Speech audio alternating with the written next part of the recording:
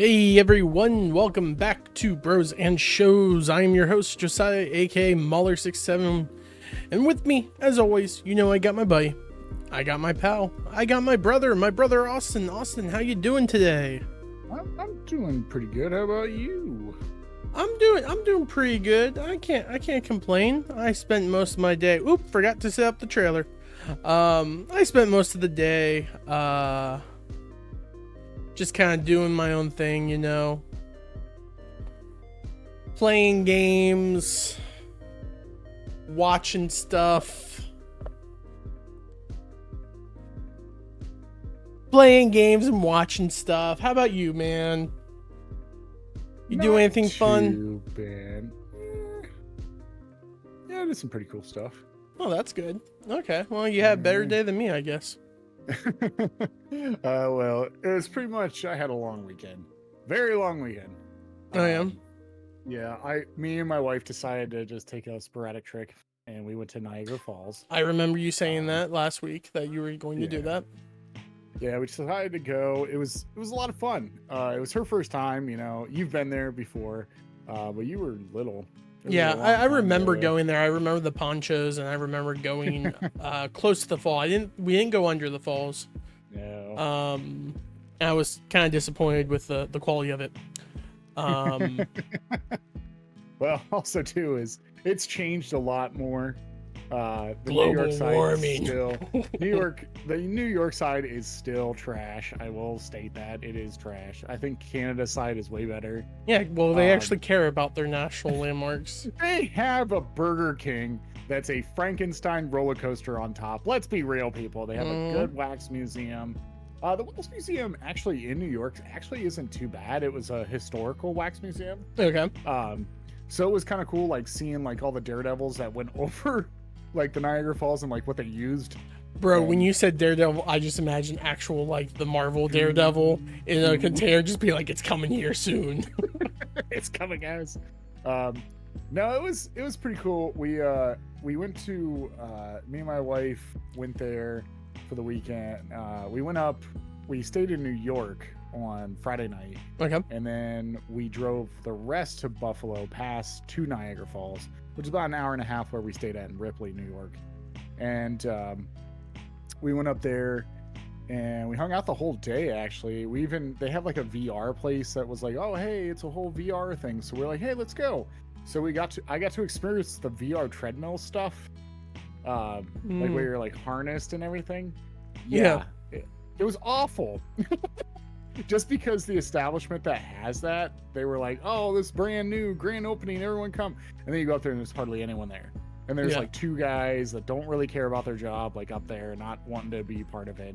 But we were in the middle of getting paid. Yeah, pretty much. We were like in the middle of this. We did, there was a paranormal one, but then I started watching and I was like, maybe that's not a good thing for me and her. Like, you know, for her. And so we did Blackbeard. And, oh yeah, my mom saved the day. Yeah, we'll have to talk about that here in a minute. So I was on the treadmill like running. There's like a harness that they put around you that's Velcro. Okay. And it came off. And the guy's like, it's fine, you have a bar in front of you, you won't fall over. And I'm like,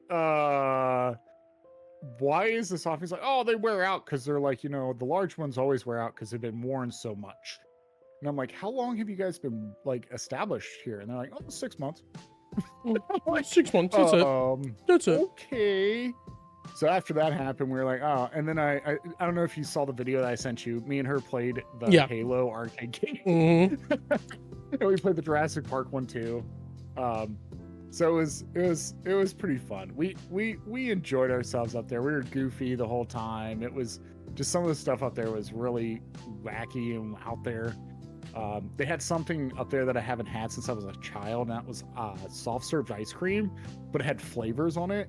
And Danville Dairy used to do like that, and they used to have bubblegum flavor twist or like mint flavor twist, stuff like that. So I did mint and I loved it, and she did banana. They had a peanut butter twist one that sounded really good. It's just vanilla ice cream, and they put like a gel around it. Yeah, Have you no, seen no, it? I know what you're talking about. I know what you're talking about. Yeah, you're not a fan. Not of it? good. No. Especially the flavors y'all picked. Well, like, what's wrong with Oh, you guys? I picked mint because I like mint. You guys are and taking then care she of picked- kids. You guys are She psychopaths. picked, oh wait, no, she picked strawberry. She picked strawberry. That's what it Okay, was. well, she's a little more Yeah. normal, but still, Yeah. like But, banana and vanilla. I'm like, come on, just like uh, banana and chocolate, maybe. 'Cause then you get Well, like no. a banana twist thingy going. So, mom saving the day. We were taking my car and we got all the way to Ashland, and my car started shaking when I was braking, and so I was like, "Uh-oh, that's probably a warped rotor." And then I was like, "Yeah, I don't want to drive out to Niagara with a car like this." Mm-hmm. So I called mom and was like, "Hey, can you meet me up in Lawnville and bring the CRV and we'll switch vehicles?" And she's like, "How am I gonna get home?" And I was like, "You're gonna drive the Volkswagen?" She's like, "Oh yeah." I was like, "Yeah." So she switched us and saved us the day, and we made it up there, and it was a lot of fun. We had so much fun the whole time up there. I was listening to a book that I was interested in. Heard you and Mikey talking about it. I never read it, so I was like, "Hey, I'm gonna read these 3 books," and I've made it through the first book and then half of the second book, which is the Night of the Seven Kingdoms. It's they have the book now. There was 3 books. It was like the Hedge Knight, a Sworn Sword, or a Sworn Knight, and then there's one last book. I don't Um, think they're 3 books. I think they're just one book, but they're broken up into 3 chapters, like series. oh, I could be well, 'cause- wrong. I haven't listened to 'cause them I in looked a it while. yeah. There's just one book now where it's just called the Night of the Seven Kingdoms. Yeah. Because they're like 3 hours long. So I've gotten like halfway through the second one. I just got to the part where like his longtime horse. No, I just guess died. they are 3 different books. Yeah. Never mind. Yeah. Huh, I never knew that. So Buttercup or whatever it was. And it wasn't Yeah. Buttercup, it was something like that. It was like his long haul. So like Egg and Doug was like digging a grave, and like these people were making fun of him at the point because he was crying about the horse. Mhm. I just got to that part right when I pulled in from my groceries. I was like, I want to keep listening. But then I was like, I gotta Keep I gotta do the listening. podcast. I gotta do all this stuff. So Yeah. No, I like the Duncan and Egg series a lot Mm. more than basically, like, I really like Game of Thrones. I really like a lot of the books. But I think I have a soft spot for like errant knights and such. mhm. And that's what Duncan and Egg basically is. There was I think it's because whenever I was like in middle school, there was a author called like Hilary Bell that I watched Yeah. or read a lot, and she had a book series called The Last Night, and then like the Rogue something, and then like it was like a 3-part series, and it was about a knight who traveled around and like tried to be like a good knight but not like sworn to anyone, and then he like gets this like he saves this kid that's going to get executioned for like whatever he did, and the kid gets like branded, and he's essentially like his servant, but he's like, I'm not going to treat you, you're going to be my squire. And he's like, I don't want to be your freaking squire. It's like, you're going to be my squire because I own you, and I'm going to teach you to do good. And so they like travel around doing things, but they're just idiots. Like in the first chapter, in the first book, they rescue this maiden in a tower, and he's like, we did a good thing today. And then they walk in the next pub, like, did you hear? The woman who killed her royal husband just got escaped from her tower. Now they're out on the manhunt, find out whoever did it. And then you're just like, they're like, well, okay, we have to hunt down the person we just rescued. We messed up. My bad. Yeah. And it's like that, and that's kind of like the same vibe I get from like Duncan the Tall. He like really wants to do good, but there's a lot of, like, they just keep doing weird things and getting into bad situations where it's like, wait, are we the bad guys? Are we siding with the man when we should be siding with the woman in this situation? Is there a way we can find like, it's very enjoyable to me. I like their chemistry, and I just love Egg's like down to earth, more like knowledgeable stuff, but Duncan is just kind of like a bleeding heart, and that's why I love about the series. So, Yeah. and that's why I'm really excited for the TV show that's coming out, Austin. So Yeah, like I never knew anything about it. I only knew like some things, and then I heard like you guys talking about it, and you're like, yeah, Duncan and Egg, and I was like, okay, mhm. I got to figure out who Duncan Egg is because I don't know anything about it. And you even asked me like, did you read the book? It's And I was the like, I have not cheesy read this egg book. sandwich from Dunkin' Donuts called the Dunkin' Egg. The Duncan Egg. No, Mm-hmm. I've already read the first book, so I know who Egg is. Oh, okay. You know So, all about that boy. yeah, I know all about. Do you that know who boy. he is in the Game of Thrones universe? If I'm correct, because his name, is he the Aegon that we know, like the Aegon that is, like Mad King Aegon? No, or no, is no, it, no. or is it That's the Mad Conqueror? King Aerys. Ares. Okay, so Aegon is. You're close. In Is Game it of the Stark? Thrones, when he's John is in the wall and you have Maester Yeah. Aemon, right? Yeah. And he's like dying, he's like, Egg, is that you? That's his brother. Yeah. And that's who they are. Like this is like 100 years prior to it. And I believe Yeah. he was the grandfather to Mad King Aerys, or the dad of the Mad King Aerys. I have to look. Yeah. Get some wrong. He dies. Egg and Duncan dies. When Rhaenyra, the Rhaenyr's rubies, that dude. Whatever, I can't. I don't remember if Ragnar or whatever his name is. I forget his name. When he is born, that's when they die.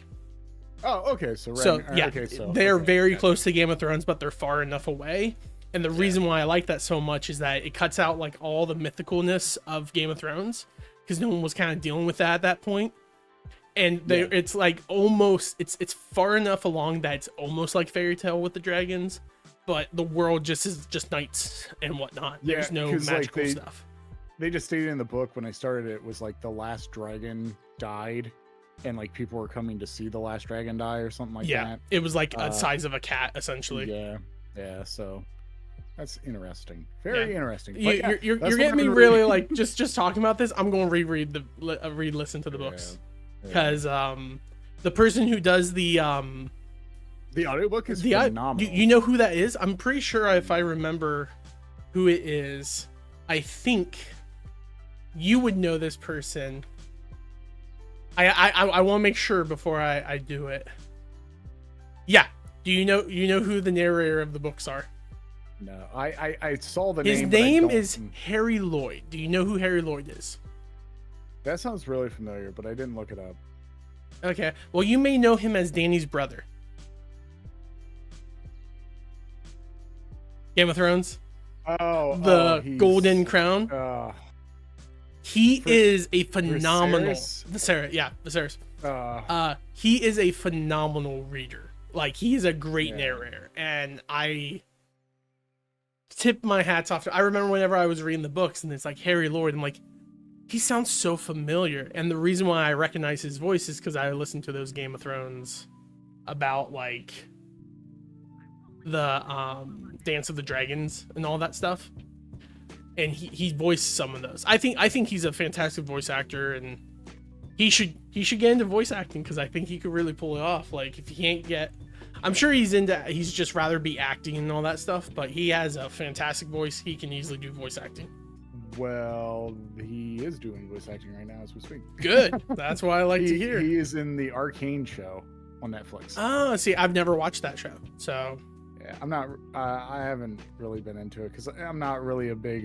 You're not a League of Legends person. Neither am I. I am, but I'm not. Like I liked it back in the day, but I just don't like it anymore. I haven't even thought about it for a long time, but I forgot. Yeah. Okay. Yeah. Well, but yeah. I mean, one day, Austin, we may do it because I hear that even if you're not a fan of League of Legends, it's just a really good show. I've heard that too. That it's just like cyberpunk. Yeah. Like Cyber Runners or whatever. I heard that's such a great one, and it's just, I haven't got into it like really. Yeah, Edge Runner or something like that. Yeah, Edge it's the Cyberpunk 2020 Yeah. something show, and I heard the exact same thing. But I've also heard like be prepared to cry and not get any type of closure. I'm like, why you say that to me? Like that's not what I want to hear.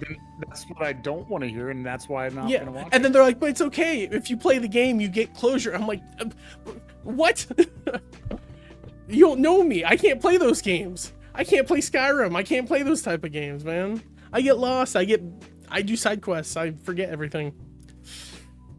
Austin, speaking of forgetting everything, we're going to talk about a show that is we did two seasons of this already. Yeah. It's anthology. It's, if you're a fan of horror, everyone knows it. Like it's legitly a situation that you mention creepy ghoulies things comes off the top of their heads. We're continuing our watch and talk of Tales of the Crypt onto season 3, onto the first season when I saw an episode that I remembered. Austin, what did you think of season 3 of Tales of the Crypt? Like what's your general prerogative? So season 3 and season 4 are like kind of my favorite seasons. Okay.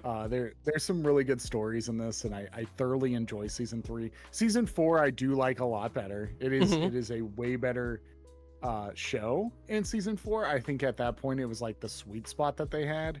But season 3, you can tell that they kind of like start bringing people that were like good actors in. Like they knew, like they had some hard hitters. But these people, you know, there was more people that I knew in season 4. good number of people that I recognized their face before anything. Like I don't know any of their actors' names. Like I'll be honest, half of them I'd be like, I know that person. I've seen that person before. I don't know where I know him from. He just looks familiar. Well, you know, we did see Kyle MacLaren. Don't know who that is. He's the guy from Fallout. He's the dad. Yeah. In the most frustrating and stupid episode this season. Yes, I agree with that. My 100%, like the second I started watching, I'm like, this guy deserves to die. Is my first statement, and he dies, and I'm just like, yeah, I'm not even upset. Like he deserved it. Yeah. I don't know how he escaped to begin with. But yeah, we saw him. We saw. I don't know if you remember the cadaver episode. The cadaver episode? The hospital episode. Oh, where he like Carl drugs. Yeah. So do you remember the doctor, like Carl Fairbanks, like who plays Carl? No. So what's really funny is he actually plays Carl in the other thing that you know him from. Carl. So it's the movie Ghost. Oh, okay. Carl, his best friend that kills him, like sets him up. That is that guy. Oh, okay. So it's kind of funny that he was Carl. Oh man, I forgot all about that. I did not know that. I will say that there's a handful of actors that I can't even think of now that I was like, that person looks familiar. Like the John Lovitz. John Lovitz, everyone knows him. John you Lovitz. Know him from, he's Little Nicky. He's the bird guy. Yeah. Oh yeah. Yep. Recognized him. I recognized whoever the vampire was in that one Reluctant Vampire. That is Michael McDowell, sir. I'm like, he's super familiar. I've seen him from something, but I don't know what I've seen him from. So one of his biggest movies is A Clockwork Orange. Oh. He's the main guy from The Clockwork Orange. He's also, there's a ton of stuff he's been in. He's a huge actor. A lot of people know him from like the Halloween episode. Like he did Halloween. He was in Easy A. He's a big actor. Like he's been in a lot of stuff. He was in Silent Hill, like the movie. He was one of the people, I forget his name. And he was also in I'm trying to think of a movie that you would probably know him in. There's a whole bunch of movies. How do you spell his name? So Michael McDowell. It's McDowell. But he's known for Clockwork Orange. Oh, it's probably Star Trek. Star Trek Next Generations. I think I just don't remember what episode what he was in. What the heck? Oh, because anytime I look up his name, unless I'm horrifically spelling his name wrong, I get some like. Okay. Now I got him. I got him pulled up. Yeah, I definitely recognize him. The second he started like talking and everything, I'm like, I know him from something. Yeah. I know him from something, and I'm not sure what it is. What's really but I think funny- it's a comedy role. I think he was in a comedy of some sort. Okay. And that's Probably. what was kind of like make me kind of like weird out, because I'm like, I recognize this person. He's from a comedy, but I don't know what comedy he's from. Oh, I know what it is. He's from Community. He's the one professor who doesn't want to leave for Christmas, and they tie him up. That's what I remember him from. That's right. I forgot. He's the history teacher. Yeah, because he tries to turn them against each other. He was in Community. Yep. Yep. That's Yep. Mike McDowell. As I was watching, I'm like, I know him from something. I know him. And I just sat there for like hours, like trying to remember it, and I continued just watching because I'm like, I'm not gonna figure this out. Did you notice? I don't know if you know who Tim Roth is. Tim Roth is from. He was in the, names don't do me good. He was in the episode. He was the artist. Oh yes, I recognized him. Him. He's from Pulp from- Fiction, is what I Yep. remember him from. Yep. He's the one dude. Yep. And then you saw Glover, which is Donald Glover, the guy, or John Glover. He plays Lex Luthor's dad. Yes. Yep. And he Yep. also plays in Gremlins too. Yep. Everyone, I mean, it's. I funny knew. how you know I who remembered Gremlins him from Lex Luthor first. I don't remember him from Tales of the Crypt, but then I remember, oh yeah, he's the CEO from Tales of the Crypt. is. Yeah. Because I remember the whole like tie scene where they try to like jam him into the paper shredder. That, and what's really funny is this season has two people from Ghost in it that I laugh about because I see them and I'm like, hey, wait a minute. yeah. That's, so it had Carl, and it had. Do you remember in the movie Ghost where Patrick Swayze's learning how to like move stuff? Oh, Whoopi Goldberg, yeah. Whoopi. No, not Whoopi. The guy that's in the subway. So there's is- 3 people then. Yeah, well, no, Whoopi just does Whoopi's- the soul thing. Whoopi's in this season of Tales of the Crypt. Oh yeah, I forgot Whoopi's in here. Yeah. I forgot that was that one episode. Oh, wow. She's like Wow. the like, well, the I'm pretty sure they're trying to do like voodoo is what they're trying to yeah, set yeah, off yeah. there. But And yeah, I'm like, okay. the guy in the subway is in this. The guy that helps Patrick Swayze to move stuff. Oh He's in the yeah. He's episode the that guy who you gets know. the ear ripped off. Yeah. Yeah, it's like, Well, "Hey." he's the guy who dies. Yeah. Yeah. Yeah, that's definitely the episode I know. Whenever that episode aired, I was More like, mess. oh, okay, it's the vampire episode. Now that I'm older and I play Vampire the Masquerade, I'm like, okay, they're Nosferatu. They're not ghouls. They're Nosferatu. They're Nosferatu. Oh man, yeah. There was some. There's a lot more actors that you know of in this season. Yeah, there was a kind of. huge number of actors. Yeah, you were like, that I hey, I recognized. know this person. I know this person. Yeah, that was it. And so is there any episode that really stuck out to you at all? I mean, the Except for Morning Mess, because that one. yeah, you've no. already watched I before. was trying to think. It's the Carrion death, the second episode, because it was literally the most frustrating thing to watch ever. And it's at no point like whenever they show him kill the guy and then he gets like handcuffed and he's like, oh, I'm dead. I'm just like, that means nothing. Break the guy's arm, like crush the bones and slip it out. Done. What does it matter? And then he's like, oh, I gotta carry it. I'm like, why? There's no reason for you to carry this carcass around. You could even like find something in that house to chop his arm off. Like, I'm like, you could also, pretty easily and simply just like go into his stomach and like pull out the stuff. Like, there's so many things you could have done. And he's like, nope, I'm going to carry. I'm like, you deserve to die. I don't like. I legitly said out loud, "You deserve to die," and it's bad writing for that episode because if they wanted him to carry that body, they had to give a reason for him to carry that body, but they did not, and that's the issue.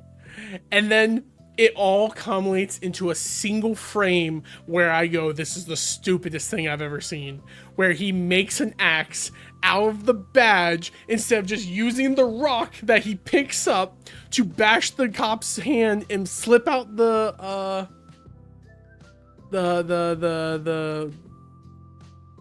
whatever they're called. I can't think of they're called. And then he chops the cop's hand, aims wrong, I guess, and chops his arm in half. And it's apparently deep enough, which doesn't make sense because there's no way it was deep enough on one single hit to dangle and rip off. I could understand it being deep enough to cause a lot of blood loss. There's no way it went deep enough for that bone. There's no way it went deep enough for that bone. Handcuffs, thank you. Thank you, mama. And then the best part is whenever he falls, lands, and he's like, "I'm paralyzed from the waist down." Oh no, I'm like, "Great exposition. I hope that carrying gets you." And then the bird comes down and starts pecking at his face. I'm like, "Yes, you deserve this." This was the stupidest episode ever. I was so mad, dude. I watched that. So I binged all these episodes in 2 days. Because I have been watching other stuff. I didn't have nothing to do this weekend. I didn't have Vampire. I did my tabletop. So I'm like, I'll watch it all Saturday and Sunday. That'll be great. I watched 3 episodes of Tales of the Crypt yesterday because that episode left such a bad taste in my mouth. I couldn't watch farther than 3 episodes. And then I binged the rest of the day, which was easy. There was no problem whatsoever. Yeah. It's one of those shows that like I did not find it very hard to watch or anything like that, but like I definitely have to speed it up. Like I put it on 0.5 speed because the writing is very much early HBO writing, and it just feels like they are pontificating for no other reason than like whatever, you know. And then I just kind of skipped the intros, you know, the cutscene and the outro or whatnot, because I don't really care about the curve feature. Well, no, I watched that. I'm saying like the music, the intro, the trailer, the intros that's playing right now. Yeah, I'm like, you see it once, you've seen it 1,000 times, and whenever I watch that intro, all I think of is Casper. For some reason. Well, it's because I could totally guess that. It's because 1, the mansion they show, but 2, the door, it's like a big metal door. Yeah, and the swings. That was in Casper. Oh, was that the same door in Casper? Yeah, it's the same. Okay. I think they used the same prop. Okay, that's fine with me because as I was watching it, I was like, I only see Casper here. See, what's really funny about that movie too, like how Casper wise, I did not know forever until I got older that the guy that's like one of the villains. Like there's the woman villain. And the Monty Python guy? Yeah. Yeah, I didn't know he was from Monty Python. You didn't know he was? 10 years ago. 10 years ago, I saw him in a Monty Python skit. I was like, I know that guy. And they're like, you know who that is? And I was like, yeah, he was in Casper. And they're like, he's from Monty Python. I was like, yeah, no, he's not. And then I looked it up and I was like, oh my gosh. Yeah. So you know what's funny, right? I watched Casper as a kid. And it wasn't until I was in like middle school or high school, like early high school with Andrew Swinehart that I watched Monty Python and the Holy Grail. And when he came on, I'm like, I know him from Casper. And Andrew's like, that's stupid. Watch the show. That's dumb. Watch the show. Because that's where I knew him from. So I thought he was an actor that like led his credence. And for the longest time, I thought Monty Python was a person, not a troupe. And so I was like, wait, is he Monty Python? Is this his show? Or is this guy Monty Python? Like I was an idiot, but no. That's hilarious. We were kids. What can you do? Yeah, but no, that episode was a very bad taste in my mouth. I was not having it after I watched that episode. Yeah. But luckily enough, I got through the rest of them in this season. I I think another one that stood out to me was the Reluctant Vampire, just because as I was watching it, I'm pretty sure the guy who is the leader of the blood bank, isn't that guy from Cheers? Yeah, that's George Wendelt. Wendell. Okay. Yeah, he plays Norm. Yeah. He's the guy that everyone knows Norm at. Yeah. But no, like whenever I watched that episode, I was like, you know, what's funny is that this is the character that 90% of the people who play VTM at my local LARP, that's who they play. They're like, I'm just a vampire. I'm doing good. I'm attacking the bad people and I'm draining them dry. There's people going to kill me because they don't know that I'm a vampire. They don't like me, but I'm actually a good guy. I'm like, so stupid. Meanwhile, I want vampires like that from the Morning Mess episode where they're like eating a dude alive. I'm like, yeah, that's what it is. That's a horror thing. They're like, no, we don't want to do that. We want to play Dungeons and Dragons with vampires. Like, get out of here. But yeah, like that episode was fun. It was also cool that there's also a little snib one that you probably maybe know this actor. Okay. He's gotten like really popular in the last couple of years because he won Best Actor, I think Best Supporting Actor. Okay. And that is if I butcher it, I'm so sorry. It's King Kuo. He's the guy from Indiana Jones in the Temple. Yeah. He was one of the kids in the that one episode. Yeah, he's short round. yeah. Well, he's short round, but he's one of the kids that like his dad dies. Yeah. In the episode, supporting actress. He won supporting actress for Everything All Everywhere at Once. But he was also I thought he was the director or the writer of that. Because I'm pretty sure he was Everywhere and Everything at Once. Not Everything Everywhere All at Once. I thought he was a director or something like that. I do not know. And he was also in Loki. I forgot he was in Loki season 2. He was the guy that was, or season 1 where he was helping him like fix like some of the devices. I forget what it is. Okay, yeah. Yeah.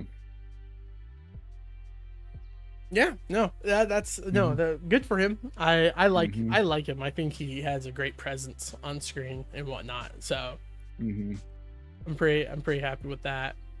That episode was dumb as well. that was the episode with the Lex Glover. Luthor's dad. So yeah, John Glover. It was just funny to me that it's just these kids like, we're recording you. It's like, we killed him by using the vacuum. Like, what the frick? See, what's really funny is season 3 and season 4 are my favorite seasons. Season 4 is better than season 3. I will admit that. But there is a season like coming up, like an episode that has like someone in it that I know, but I don't know if you know. Because I don't know if you know this guy, and I don't want to say his name, and then you'll be like, oh, he's in this. So I'm like, well, actually, you probably don't know him, but you do know him. You just don't know where he's from. And it's Hank Azaria. Do you know who Hank Azaria is? I don't know. No, I don't think so. Okay, don't look him up. But yeah, Hank Azaria is like someone that is huge. I've known Hank for a long time, and I love that guy. But he's in like one episode this season. I mean, like, and I think it's like season 5 or 6, something like that. But okay, yeah. I remember the episode he's in, and like I just laughed. I was like, "Is that Hank Azaria? Hank Azaria's playing like is that him?" Hank Azaria is actually a huge voice actor, and so like him playing like a role where he's like playing an actor, like he's an actor like himself. He's not a voice actor. It's kind of funny. It's like me as a kid realizing that like Keith David was an actor before a voice actor, and then seeing him in The Thing and being like, yo, that's Keith David, that's awesome. Yeah. You know what's funny, there was another actor that I recognized in the show, and he does a very minor role, and that's all I know him from, and that's the lumberjack. You remember where the guy's like crazy about his wife and he's like, no one can do anything, and then that one guy sleeps with her and he like hits her and blinds him. Do you recognize that lumberjack?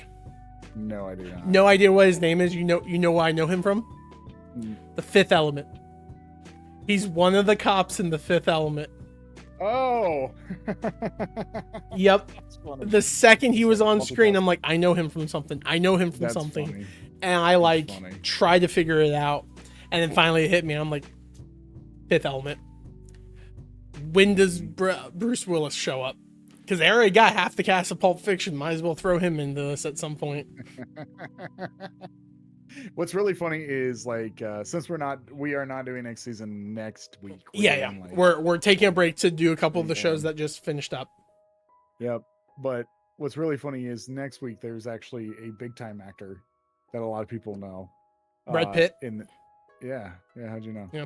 I remember you telling me like years ago that Brad Pitt was on Tales of the Crypt. Yep. And that's all I remember because I'm like, okay. Yep. Who cares? It's Brad Pitt. I think Brad Pitt is in this season 4, but there's a lot of other people. Like there's a lot of big people from like that era, like around that time, like became big actors. Okay. So like, and then there's one actually that's really kind of sad. It's kind of sad. So we'll talk about that whenever we get back to that. But yeah, so that's all I got from Tales from the Crypt. I'm glad that you liked it because this season like is a strong term, buddy. I'm going to say cheese factory. I enjoyed it. I don't think I'll ever watch it again. I'll be honest. No, but if it's like something where like Halloween comes and someone's like, hey, we're going to have a Halloween party. We're going to just watch Tales of the Crypt and just like eat some popcorn, drink some drinks or whatnot, and just enjoy the cheese. I would be down for that. I would have no issue whatsoever. But if it was something like, I'm going to watch this for enjoyment, bro, I just finished Over the Garden Wall. I started up Gravity Falls. Like I have my scary season repertoire already. I don't need to add this. I'm not hurting for that because this stuff feels a lot like Usopp's Fables than like to be fair, the reason why the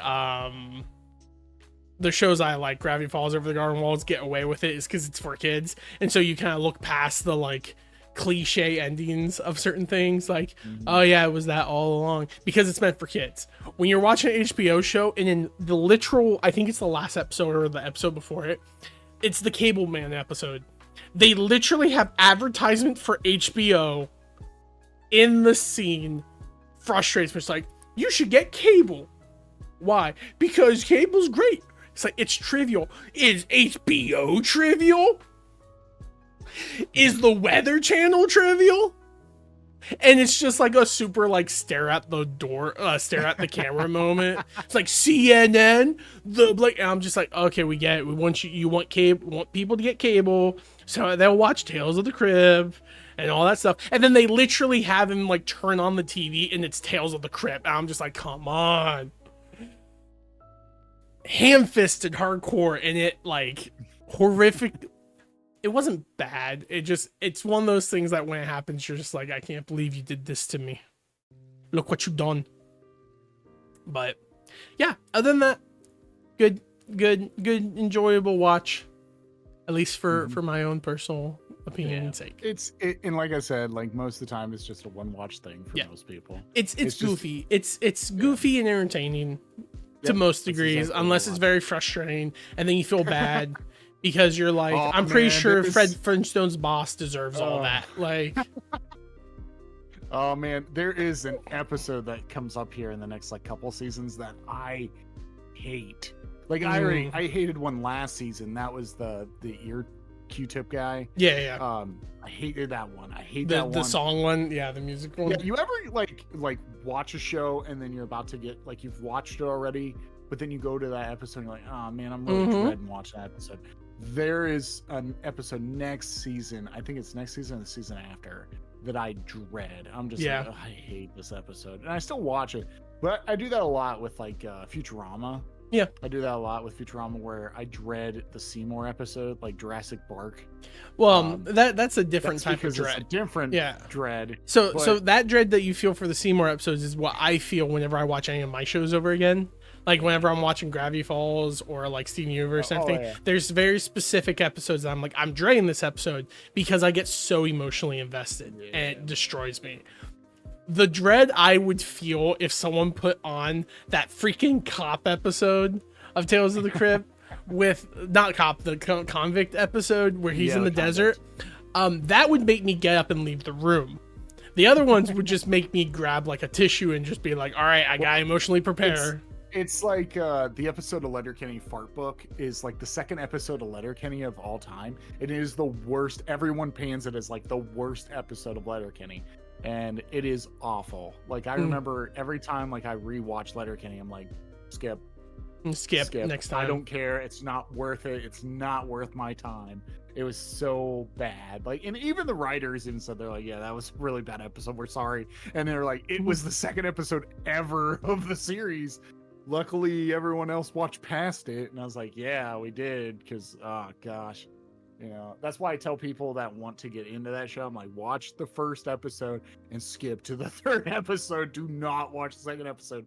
Maybe if you come back and you want to be like, I'll watch it now, then you'll realize why you skipped it. So that's like people when it comes to Dan the Dan. I don't know if you've looked into that. Like the first episode is such like a weird, like crazy twist thing. And then it's like after that episode, it kind of like mellows down. And it's just that first episode's really intense, just like Goblin Slayer. Yeah. Yeah, that happens. That can be. All right, Austin. Well, next week, Austin, we're going to be watching a show that I was kind of anticipating for the last like 2 or 3 weeks, and it came out early. And that show is on Amazon Prime called Edge of Sleep. Edge of Sleep was originally a podcast, and it stars Markiplier, aka Mark Fishbach. We did In Space with Markiplier on the channel already. I'm a fan of Markiplier. I think you enjoy him to a degree. So whenever this dropped, I was like, we gotta watch this. We gotta do it. We gotta do it for the podcast because I need to talk about this. And we're going to watch that. It's only 6 episodes. It's not very long. So it'll be a great little pickup grab in the middle of Tales of the Crypt, and we'll see what you think. Awesome. And also, we have Agatha coming up. Yeah, Agatha all along is finishing up or finished.